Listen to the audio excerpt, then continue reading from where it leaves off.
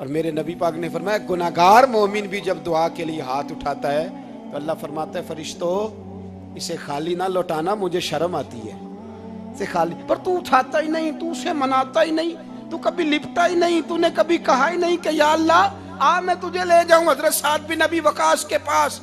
قادسیہ کی جنگ ہو رہی تھی، کافر بلا رہا تھا آؤ اگر کوئی ہے تو آؤ آؤ مقابلے میں۔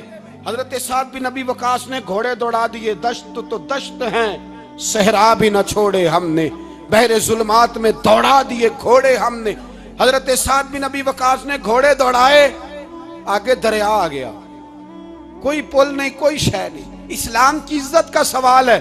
حضرت سعد بن ابی وقاص نے ہاتھ اٹھائے اور کہا اے اللہ اگر تو موسیٰ کی نافرمان قوم کو رستہ دے سکتا ہے تو تو ہمارے دلوں کو جانتا ہے، ہم تو اپنے رسول کے فرما بردار غلام ہیں۔ آنا مہربانی کر کی اگر تو نے دل مسلم کی دل جوئی نہیں تو ہمیں تانا دیں گے بت کے مسلم کا خدا کوئی نہیں۔ کہا اے اللہ مہربانی فرما اگر تو حضرت وَإِذْ فَرَقْنَا بِكُمُ الْبَحْرَ فَأَنْجَيْنَاكُمْ وَأَغْرَقْنَا آلَ فِرْعَوْنَ، اگر تو حضرت موسیٰ کی قوم کے لیے دریا پھاڑ سکتا ہے تو ہم تو نبی پاک کے غلام ہیں۔ صحابہ کہتے ہیں جناب سعد نے دعا مانگی تو دریا نے رستہ عطا فرما دیا۔ یار تو دعا بھی نہیں مانگتا؟ حضور نے فرمایا دعا صلاح المومن، دعا مومن کا ہتھیار ہے، تو نے یہ بھی چھوڑ دیا ہے۔ اب تو باتیں کر کے تبصرے کر کے ٹی وی دیکھ کے اپنی رائے قائم کر کے کمنٹس کر کے سو جاتا ہے، یہ بھی سوتا خشک ہو گیا، تو دعا تک نہیں مانگتا۔ فرماتے ہیں دعا مانگی تو دریا نے رستہ دیا، اور جب اس کنارے نکلے تو حضرت سعد کہنے لگے کسی کی کوئی شے تو نہیں رہ گئی دریا میں، کوئی چیز تو نہیں رہ گئی۔ ایک صحابی کہنے لگے پیالہ رہ گیا ہے، تو حضرت سعد فرمانے لگے او دریا ہمارا پیالہ واپس نہیں کر دیتا؟ تو کہتے ہیں کہ لہر آئی تو پیالہ بھی باہر پھینک گئی۔ او بھائی ہم اسی رسول کا کلمہ پڑھتے ہیں جن کا حضرت سعد بن ابی وقاص نے کلمہ پڑھا تھا، اور کسی جگہ میرے نبی پاک نے نہیں فرمایا اللہ صحابی کی سنے گا بعد میں آنے والوں کی نہیں سنے گا، کسی جگہ نہیں کہا۔ پر تو کشکولے دعا بھی نہیں اٹھاتا، مصیبت میں بھی اب یاد خدا ہم کو نہیں آتی، دعا منہ سے نہ نکلی جیبوں سے عرضیاں نکلی، تو یہ کام بھی نہیں کرتا۔ میرا دل کرتا تھا چلو اور کچھ نہ ہو مسجدوں میں اجتماعی دعا ہی ہو جائے، پر اس طرف بھی توجہ نہیں، وہاں بھی کہتے ہیں مولوی صاحب جلدی کرو گھر جانا ہے، اتنی لمبی دعا، اور کمنٹس کر رہے ہیں لوگ کہتے ہیں آپ اپنے گھر کی سوچیں۔ میرے بھائی دعا، صلاح الدین ایوبی فلسطین کی جنگ لڑ رہے تھے، خبر آئی کہ عیسائیوں کا ایک بحری بیڑا بحری جہاز اسلحہ لے کے آ رہا ہے، نیزے ہیں تلواریں ہیں تیر ہیں۔ صلاح الدین ایک بزرگ تھے، ان سے ملے تو کہنے لگے بابا جی آپ بھی دعا کرو، میں بھی دعا کرتا ہوں، مسلمانوں کے پاس پہلے اسلحہ نہیں، عیسائیوں نے اور منگا لیا ہے، کہیں ایسا نہ ہو مسلمانوں کے خلاف اتنا اسلحہ استعمال ہو۔ یہ بات کہی، بابا جی کو دعا کا کہا، خود مسجد اقصیٰ میں ساری رات روتے رہے۔ صلاح الدین ساری رات، ہمارا حکمران جسے ربنا آتنا فی الدنیا پوری نہیں پڑھنی آتی، اور اب تو ایسے پیر آ گئے ہیں میدان میں جو سورہ فاتحہ سیدھی نہیں سنا سکتے الا ماشاءاللہ۔ ساری رات صلاح الدین ایوبی روتے رہے۔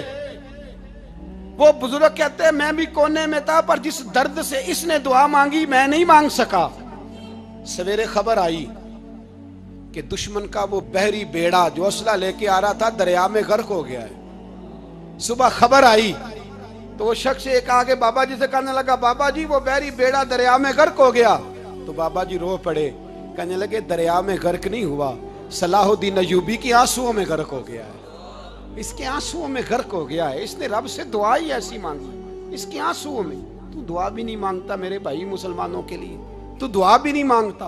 امام حسین میدان کربلا میں تھے، ایک راوی کہتا ہے 3 دن پانی بند رہا ہے، روٹی بند رہی ہے، پر قرآن پاک کی تلاوت 1 منٹ کے لیے بھی بند نہیں ہوئی، دعا اور التجا 1 منٹ کے لیے بھی بند۔ حسین کے خیمے سے یہ آواز بار بار آتی رہی یا اللہ استقامت بھی دے اور صبر بھی عطا فرما۔ دعا کا رستہ بند، تلاوت بند نہیں ہوئی، اللہ کی بارگاہ میں سجدے بند نہیں ہوئے، تو چھوڑ گیا ہے، تو دعا تک نہیں مانگتا۔ دعا تو انقلاب برپا کر دیتی ہے، دعا تو حالات بدل دیتی ہے۔ دعا تو تبدیلی لے آتی ہے. کوئی بیٹھا ہوا مجھے دور دعا دیتا ہے، بس دعا دیتا، فقط دعا دیتا ہے. کوئی بیٹھا ہوا مجھے دور دعا دیتا ہے، میں ڈوبتا ہوں پر سمندر اچھال دیتا ہے. او بھائی تو دعا بھی چھوڑ گیا. پہلی بات آپ کی خدمت میں یہ ہے کہ جاگیں، مسلمان بنیں. دوسرا کچھ نہیں کر سکتے تو دعا تو کر سکتے ہیں نا. دعا کا رستہ اپنائیں.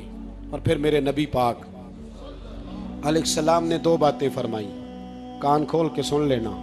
2 باتیں. حضور نے فرمایا ایک وقت آئے گا کہ میری امت کے خلاف کافر ایک دوسرے کو آوازیں دیں گے، آؤ مسلمانوں کو ماریں، آؤ مسلمانوں. تو صحابہ نے کہا یا رسول اللہ کیوں، ہم تھوڑے ہو جائیں گے؟ فرمایا نہیں، تم بہت زیادہ ہوں گے. 56 اسلامی ملک ہیں دنیا میں. کتنے؟ بول کے بتانا ہے. اتنا سا برما ہے. کسی غیر مسلم کا کتا مر جائے تو یہ چیخ پڑتے ہیں، اور یہاں کہتی ہے اقوام متحدہ کہ جی وہ ہمیں داخل نہیں ہونے دے رہے. تو بند کرو پھر سلامتی کونسل، تحلیل کر دو، اقوام متحدہ ختم کرو. اگر تمہاری کو سنتا نہیں تو بنائی کیا ہے؟ صرف مسلمانوں کو پریشرائز کرنے کے لیے. اور ہمارے مسلمان بھیک مانگتے پھرتے ہیں، کہتا ہے کہا ہے ہم نے اقوام متحدہ سے. اب تم اپنے لیے کافر سے بھیک مانگو گے؟ کافر سے بھیک مانگو گے؟ میرے عزیز نبی پاک علیہ الصلوۃ والسلام نے فرمایا کافر ایک دوسرے کو بلائیں گے مسلمانوں کو مارے. یا رسول اللہ ہم تھوڑے ہوں گے. فرمایا بہت زیادہ ہوں گے. تو حضور کیا ہوگا؟ فرمایا تمہیں وہن ہو جائے گا. یا رسول اللہ وہ کیا ہے؟ فرمایا دنیا سے پیار ہو جائے گا، مرنے کو دل نہیں کرے گا. دنیا سے اور مرنے کو. اس وقت سمجھ لینا کافر تم پہ حاوی ہے. میں اپنا اندازہ کروں، آپ اپنا کریں. مجھے دولت سے کتنا پیار ہے اور آپ کو کتنا پیار ہے. جھاگ کے سنیں یہ لفظ رسول پاک کے صلی اللہ علیہ. حضور نے فرمایا جب تجھے دنیا سے پیار ہو جائے، دولت سے پیار ہو جائے، اقتدار سے پیار ہو جائے، اور جب تجھے موت بری لگنے لگے، تیرا مرنے کو دل نہ کرے، پھر کافر تیرے اوپر چڑھ آئے گا. آج دولت ہی تو رہ گئی ہے، باقی بچا کیا ہے؟ میں اکثر کہتا ہوں شادیاں نہیں ہوتی، تجارتیں ہوتی ہیں. لڑکی والے کہتے ہیں کہ لڑکا زیور کتنا ڈالے گا، لڑکے والے کہتے ہیں لڑکی جہیز کتنا لائے گی. تجارت، ہر جگہ دولت، ہر جگہ پیسہ، ہر جگہ سرمایہ. جہاں جس معاشرے میں تلاوت بکے، نعت بکے، تقریر بکے، اس سے زیادہ اور تباہی کا معاملہ کیا ہوگا؟ میرے عزیز میرے رسول پاک علیہ الصلوۃ والسلام کے صحابہ کے قریب دنیا داری آ سکی نہیں آئی. حضرت ابو بکر صدیق نے پانی مانگا تو لوگوں نے دودھ دیا. فرمایا پیچھے کرو. ابو بکر نے نعمتیں چھوڑ دیے. اب ابو بکر وہ والا کام کرتا ہے جو رسول پاک نے کیا ہے. فرمایا نہ دودھ شاید پیش نہ کرو، جو مانگتا ہوں بس وہ دو. حضرت ابو بکر صدیق نے بڑے مالدار تھے. حضرت عمر فاروق رضی اللہ تعالیٰ عنہ کے پاس صحابہ کرام جمع ہو کے آئے. کون سا ایسا شخص ہے جس کی تنخواہ میں اضافہ ہو جائے؟ تو لوگ کہتے ہیں نہیں مجھے نہیں چاہیے. پر ہم نے وہ لوگ دیکھے ہیں. حاجی صادق صاحب کو مسجد والوں نے کہا 1000 روپیہ تنخواہ بڑھانی ہے، تو حاجی صاحب کہنے لگے میرا بڑا سونا گزارا ہوتا ہے، مینوں یہ نہیں بڑے نے. حضرت سیدنا عمر فاروق رضی اللہ تو صحابہ اکٹھے ہو کے گئے. کہنے لگے عمر حضور کے زمانے میں بظاہر غربت رہی، جناب صدیق اکبر کے زمانے میں غربت، اب تو بڑی ریل پیل ہے، بحرین سے لاکھوں کا مال آتا ہے، آپ کو بڑے بڑے سفیر ملنے آتے ہیں، پر آپ وہی پرانا کرتا اور وہی طامت جو کئی جگہ سے سی آپ نے کئی جگہ سے پھٹی. اور حضرت عمر ایک دن عید کی نماز پڑھانے گئے تھے تو ننگے پیر ہی چلے گئے. لوگوں نے کہا جوتا، فرمایا ٹوٹ گیا تھا یار، پہننے کے قابل نہیں تھا. فرمایا ننگے پیر آ گئے اور لوگ کیا کہیں گے؟ فرمایا چھوڑو، عمر کے پاؤں ننگے ہیں لیکن عمر کے کردار میں تو کوئی شک نہیں نا، پیر ہی ننگے ہیں نا، کیا ہوا؟ چھوڑو اس بات کو. کوئی پیار نہیں دنیا داری سے، دولت سے، کوئی چکر ہی نہیں. حضرت سیدنا عمر فاروق رضی اللہ تعالیٰ عنہ کو صحابہ نے اکٹھے ہو کے کہا، یہ ہے امت کے بیدار ہونے کے طریقے جو عرض کر رہا ہوں. کہا جناب آپ اب بڑا مال غنیمت ہے اور جس طرح ہر صحابی کا حصہ ہے آپ کا بھی حصہ ہے، تو ایک نیا کرتا ہی ڈال لیں آپ خرید کے. اب جب مشورہ ہو گیا صحابہ میں تو کہنے لگے عمر سے بات کون کرے گا؟ نیا کرتا پہننے کی عمر سے بات کس کو برا لگتا ہے جی؟ نیا کرتا کون بات کرے گا؟ حضرت سیدنا علی المرتضیٰ کا انتخاب ہوا کہنے لگے مولا علی کی بڑی عزت کرتے ہیں, ان سے بڑا پیار کرتے ہیں, ان سے بات کرتے ہیں. تو حضرت علی کو بلایا گیا, عرض کی حضور مہربانی فرمائیں. حضرت عمر سے کہے نئے کرتے کے لیے, آپ فرمانے لگے عمر میری بڑی قدر کرتا ہے, بڑی بات سنتا ہے, پر یہ والا کام نہیں میں عمر سے کہہ سکتا, یہ کسی اور سے کہو. تو کہنے لگے آپ رہنمائی کر دیں, کس کو کہیں؟ تو جناب علی المرتضیٰ فرمانے لگے اگر حضرت عائشہ صدیقہ سے کہو گے تو عمر فوراً مان جائے گا, وہ مومنوں کی ماں ہیں. صحابہ حضرت عائشہ کے پاس, اماں جی عمر کو بلائیں, ان کو کہیں. بڑے بڑے سفیر آئے ہوتے ہیں, وہی پرانے کپڑے پہن کے بیٹھ جاتے ہیں. اللہ اکبر. حضرت عائشہ نے پیغام بھیجا, فرمایا عمر کو بلاؤ. عمر فاروق دوڑے ہوئے آئے, پردے کے پیچھے حضرت عائشہ کے پاس گھٹنوں کے بل, اماں جی دیر تو نہیں کر آیا میں آنے میں؟ حکم ہو, حضور کے گھر سے پیغام آیا. بڑے بڑے سفیروں کو چھوڑ کے بھاگے. حضرت عائشہ صدیقہ کہنے لگی عمر دیکھو جائز پیسے ہوں تو اسلام اچھے لباس سے منع نہیں کرتا, اب بڑا بڑا مال آیا ہے, اب تیرا بھی حصہ ہے, تو صحابہ کرام کی خواہش ہے کہ نیا کرتا پہن لو. بڑے بڑے سفیر آتے ہیں, حرج بھی کوئی نہیں, جائز بھی ہے, کو منع نہیں. حضرت عمر نے گردن جھکا, جی اماں جی, جی اماں جی, جی اماں جی. حضرت عائشہ کہتی ہیں بات ختم ہوئی, عمر نے گردن اٹھائی تو عمر کی داڑھی آنسوؤں سے بھری ہوئی. کہتی ہے مجھے کہنے لگے اماں جی میں تو صرف مسجد میں دیکھا کرتا تھا, آپ تو مصطفیٰ کو دن رات دیکھتی تھیں, جس طرح کے کرتے آمنہ کے لال نے پہنے ہیں مجھے بھی پہنا دو, میں تیار ہوں, میں پہن لوں گا, میں تیار ہوں, پر جس طرح کے میرے نبی نے پہنے. حضرت عائشہ کہتی ہے میں پھوٹ کے روئی, میرا پلو آنسوؤں سے بھر گیا. فرماتی ہیں میں عمر کی بات سنتی گئی تو میرا پلو آنسوؤں سے, میں نے کہا عمر تو جا, تو ٹھیک ہے. فرماتی ہے عمر فاروق سلام کر کے اٹھے, امیر المومنین چلے گئے. اس کونے میں صحابہ چھپے ہوئے تھے, وہ آئے, کہا اماں جی کیا بات ہوئی؟ تو میں پھر رو پڑی. میں نے کہا کیا بتاؤں, تمہیں پرانے کرتے نظر آتے ہیں, اسے محمد عربی کے جلوے نظر آتے ہیں, اسے رسول اللہ کا رنگ نظر آتا ہے, اسے وہ غلامی نظر آتی ہے. عمر کو دنیا سے پیار, اور دنیا سے پیار نہیں تھا, دعا پتہ کیا تھی؟ یوں جھولی اٹھا کے اللہ مرزقنا شہادتن فی سبیلک وجعل موت فی بلد حبیبک. اللہ عمر کو بسترے والی موت نہ دینا, موت شہادت کی دینا, پر میں میدان میں جا کے نہیں مرنا چاہتا, مجھے رسول اللہ کے شہر میں موت چاہیے, باہر جا کے نہیں, یہی میدان لگے مدینے میں, یہی موت آئے, اسباب بنا. میں مدینہ بھی نہیں چھوڑنا چاہتا.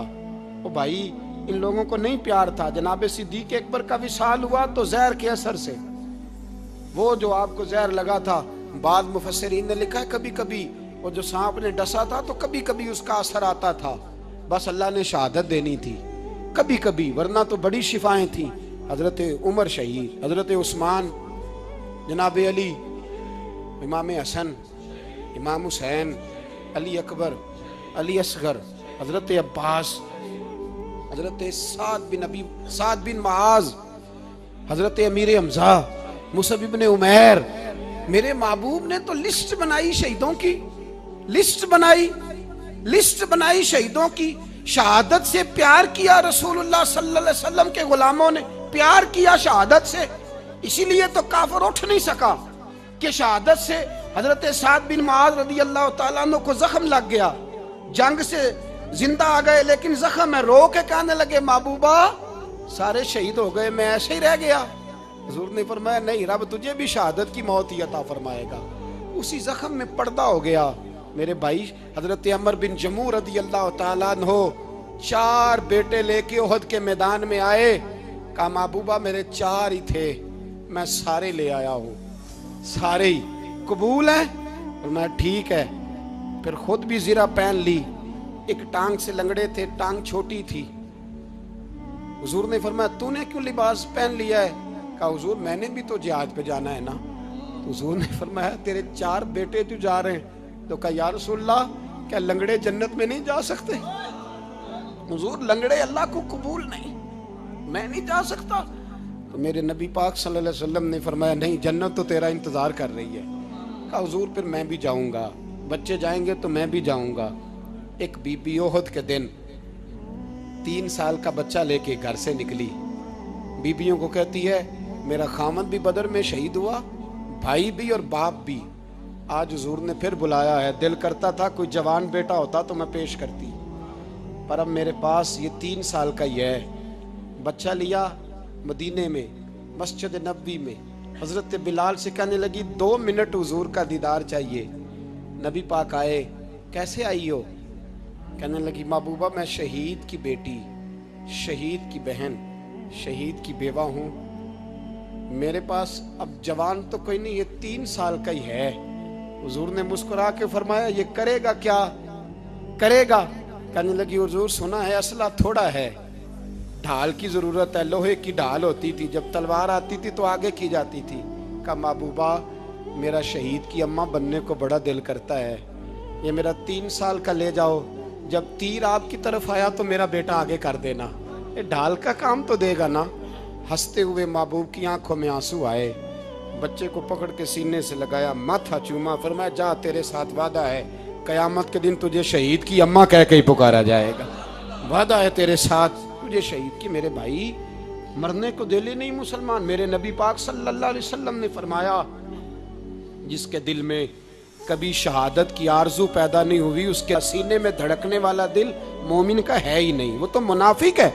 جو کبھی دین کے رستے میں شہید ہونے کو، میرے بھائیوں دین کو بڑی ضرورت ہے، بڑی ضرورت ہے، بڑی۔ اے خاصائے خاصان رسول وقت دعا ہے، امت پہ تیری آ کے عجب وقت پڑا ہے۔ وہ دین جو بڑی شان سے نکلا تھا وطن سے، پردیس میں وہ آج غریب الغربا ہے۔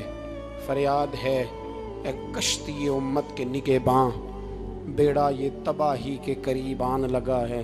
اور ایک شاعر قلم توڑ گیا، کہنے لگا تجھ سے فریاد ہے اے گنبد خضرا والے، تجھ سے فریاد ہے اے گنبد خضرا والے، کعبے والوں کو ستاتے ہیں کلیسا والے، تجھ سے فریاد ہے اے گنبد خضرا۔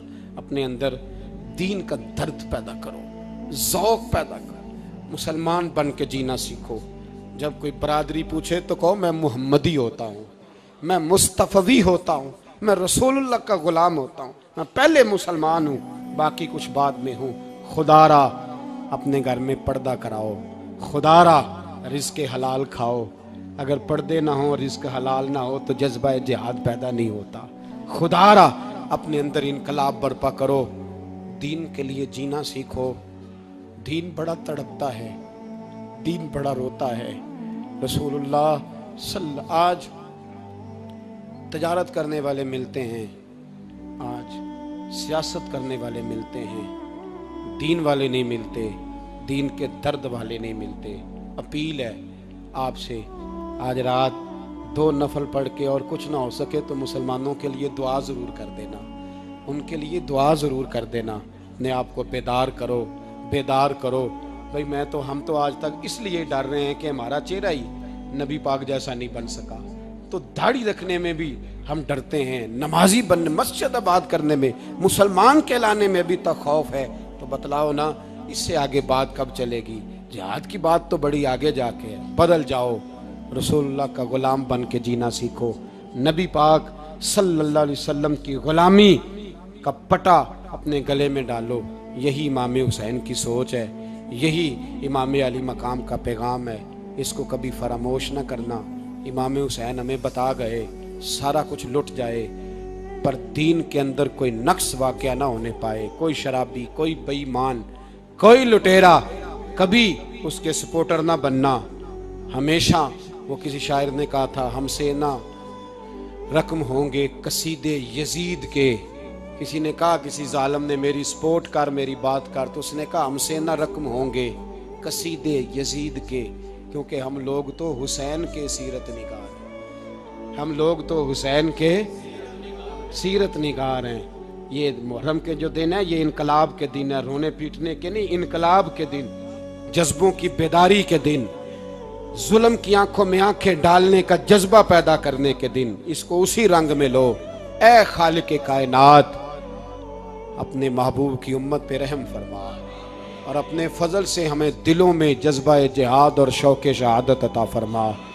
آخر دعوانا ان الحمد. 2 منٹ کے